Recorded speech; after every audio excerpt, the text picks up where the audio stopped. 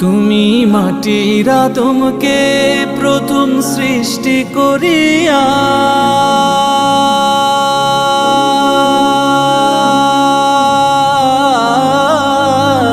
তুমি মাটির আদমকে প্রথম সৃষ্টি করিয়া ঘোষণা করিয়া দিলে শ্রেষ্ঠ বলিয়া।